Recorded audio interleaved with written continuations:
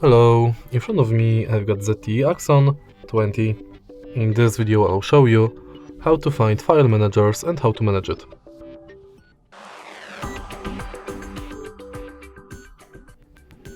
In the beginning, let's go to App Drawer, and now you can search for file manager provided by ZTE,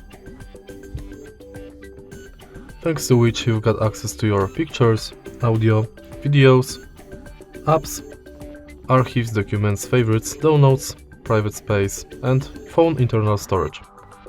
But if you go to files provided by Google, you've got also access to nearby share, thanks to which you can quickly send and receive files, clean, and trash can. And that's basically it. If you find this video helpful, please leave like, comment and subscribe.